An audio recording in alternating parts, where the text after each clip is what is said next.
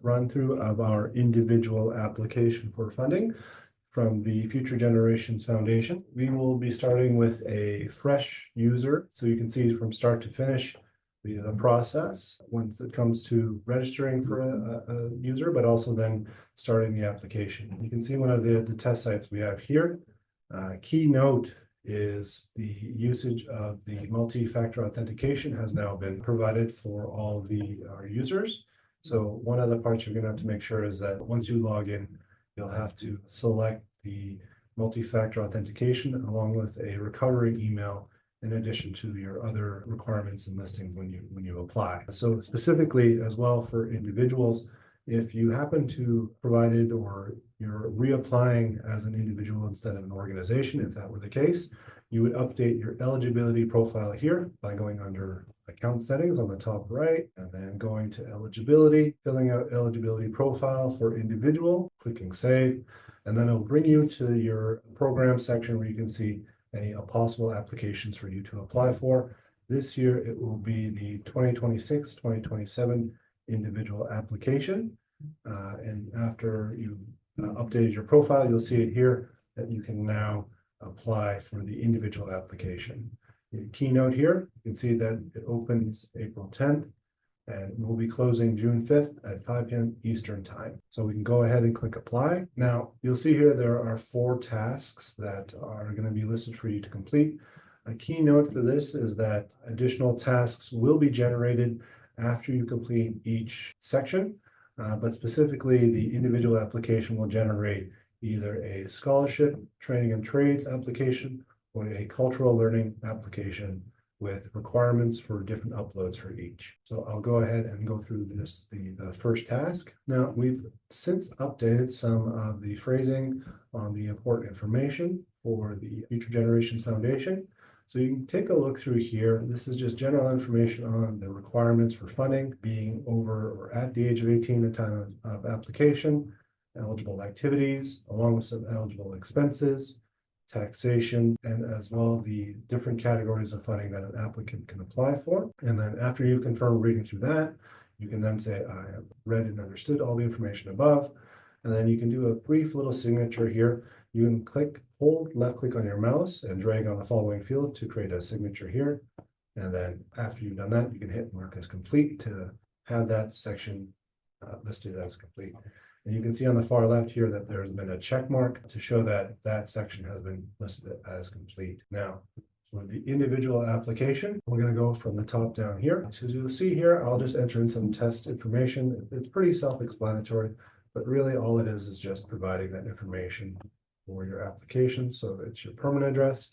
If there's any location, if there's any difference between that and your mailing address, if there is, you can list that information here. Some of your personal contact information. This will help us to stay in contact with you for any updates, and as well as any emergency or alternative contact names or information, how you identify, your date of birth, ensuring that you are over the age of 18 at the time of application, or that you will be turning 18 before the end of the calendar year, along with your social insurance number and the marital status and any dependents. Entrance of information here. Perfect. So you can see here now we have the categories of funding, scholarship, training and trades, as well as cultural learning. If you're going to be going for any kind of post-secondary education, university college level studies, you would be applying in the scholarship category. Trading and trades is really meant for any kind of certificate or diploma level programs. You can see some examples there. And if you are applying for the cultural learning, this is where an individual would be learning from an elder or expert to learn certain skills or to do activities to learn from that expert. You could apply for that category there, along with your listed First Nation membership, community name, and the province where your community is located. So in this case, as an example, if your community is located in Saskatchewan, you would list Saskatchewan, and it's not where you reside, but where your community location is listed. And here you can list if you are a residential school survivor or not. And if you are, you can provide the name of the residential school you attended, as well as if you're an intergenerational survivor, meaning that if you have family, specifically parents, or if those who raised you had attended residential schools, you can list that here. and their relationship to you. As well, you can put how long your program will last, and then confirmation for application that your activities will be taking place in the next or upcoming academic year. So that's really September 1st, 2026 to August 31st, 2027.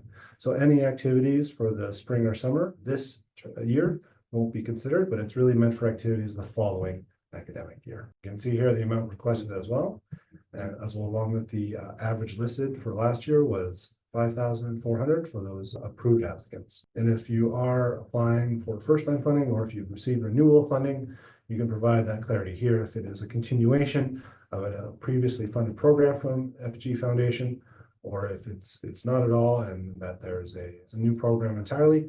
And if there is, you can list those reasons here for graduated, transfer, or any kind of life changes that help us understand what had happened or what kind of changes have occurred. Okay.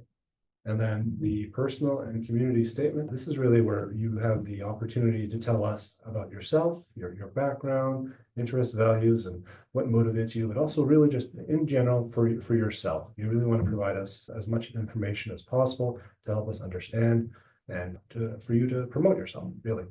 And for the community statement as well, it's just how are you involved in your community?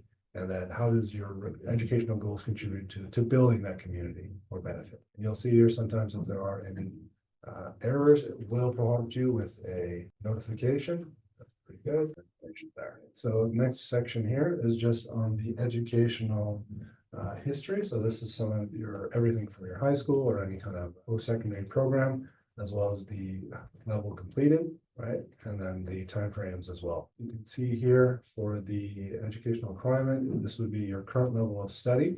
So if it's certificate, undergraduate, graduate, or doctoral level, you can then enter that information here, as well as the name of the program and the years of study as well.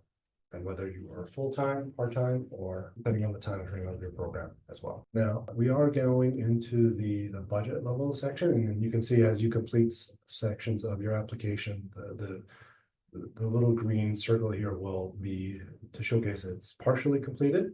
So that kind of gives you an idea that there are still more sections for you to complete. Just letting you know as well, this is the budget for the scholarship bursary section, so you can get a little bit more information here. Whether your studies will be taking place on reserve or off reserve. And if they are, please provide the name and number of that listed reserve, same wise if you currently live on reserve or not. And if you apply for a student loan, or if you have received band funding previous, or if you've not applied for band funding, that sort of thing. It helps us to understand the financial need for an applicant to determine if there's, if there are missing amounts, or if there has been band funding for the individual as well. So you can list an estimated cost here. So just for example, it's 10,000.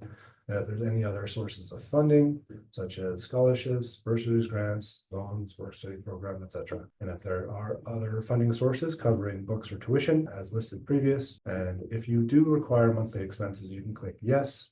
Otherwise, you can click no. Yes is just explaining, what your monthly income is and monthly expenses. These can be estimates, and it's going to be meant for while you are attending your program. So in this case, from the next academic year onwards. For this, you'll be calculating your expenses less your monthly income to establish your monthly needs. So as an example, let's say we had 1,000, and then we had our income as 1,500. Well, unfortunately, in that case, monthly need would be 0. But just for example, let's just say if they were actually 2,000, meaning your monthly need is $500 per month. And then if you were 500, and let's say you were in just for your first term. So let's take a look at that. 20 would be a good example of that. And then taking that 20,000 tuition and other fees. So if you had, let's say, an estimated 1,000 in tuition and other fees, your total financial need, well, then that would be 3,000. A description of financial need is really to describe, well, to say, oh, but let's say that your funding, this doesn't cover, or your community is unable to support you or sponsor you during this time. So you can list that and say band funding is unavailable. Or if you wanted to, you could provide further detail as to your primary needs for funding. And then new this year that we want to make sure everyone completes, especially for any kind of input on our social media. You can list if you've heard from the Future Generations Foundation, either from Facebook, Twitter, social media, newspaper, print rather, word of mouth, website, or if you've received previous funding.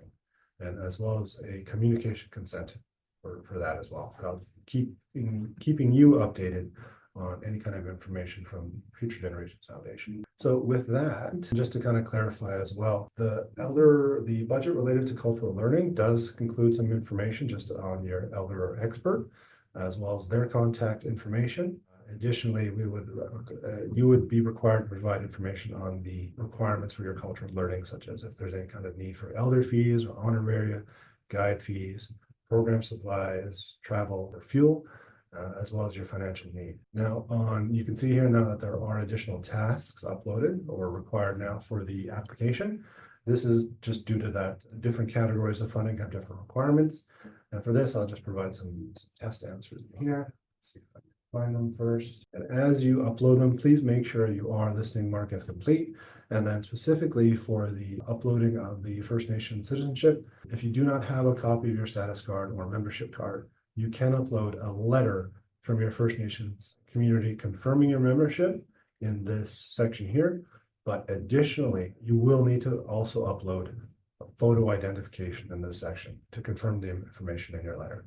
So it's not just uploading your letter twice, rather you have to upload your letter plus a piece of photo ID if that's what your requirements are or what you're needing to provide us for in lieu of this requirement. Additionally, as well, just letting you guys know, we do accept expired status cards. So long as you provide the front and back and it's clear and legible, that should work for that requirement. Now, here for the upload confirmation of enrollment in post-secondary training institution, this would be a confirmation of application or other official documentation that comes from the post-secondary institution. It should come from the university or school. We are unable to accept documents coming from your sponsorship for proof of application or proof of enrollment, unless you are studying from your community. However, we would require you to provide those documents coming from the actual institution itself. And if you are unsure, please contact our offices if you need any further clarification on this requirement. Now, we can see here, now this is the transcript is also meant to showcase, you can either be a report card, it can be an unofficial transcript, it can be screenshots, so long as it's clear, legible, and it has all your information related, so your name, courses, student ID, that sort of thing. You can provide that information there to fulfill this requirement. And as well, just to note for the other funding category, the cultural learning, we would require an elder or expert letter coming from the elder expert that states they will be teaching you as an individual certain skills or activities. And it should include everything from the name of the elder, contact information for the elder, but it's also specific enough to say that they are teaching you as an individual in receipt of these funding. And if there's any questions on that, please let us know or contact our offices. Now, going to the last section here, you'll see there's the final checklist. So this is just confirming everything that you've done so far in the application. So we have completed the first form there, the second form where it's listed. We have uploaded our proof of First Nation citizenship. And as we said earlier, if you do not have a status card or hand, you can provide a letter of membership from your community and a valid piece of photo issued ID. A confirmation of enrollment, as we said earlier, this can be a letter of acceptance from the institution or a tuition statement or documents that really just confirm that you are enrolled for your studies. Academic transcripts. And then lastly, just confirming that if it is part of your consent to disclose, and disclaimer by sharing information. And then after you've confirmed all that, you can then do a left click here and then drag and make a little signature for this and then mark as complete. And then finally, you'll see this task 7 out of 7, or if you apply in the other categories, it might be 5 or 6 out of 7, or rather 5 out of 5 or 6 out of 6. And you'll only be able to see that if it's fully completed at the bottom here. But lastly, you have to make sure you hit submit in order for your application to be sent to us. If you are looking to make any revisions, say you wanted to change some aspects of your application, you can go to the top right of any related section and click edit or reset to edit or reset that related task. Once you hit submit, we'll give you this little confirmation message. And if you wish, you can review and take a look at any other edits you need, but otherwise you can hit submit, and then that will confirm your application as being sent off to us for review. And it'll give you a nice little message here thanking you, and that we anticipate to finalize and showcase any funding decisions in October of this year.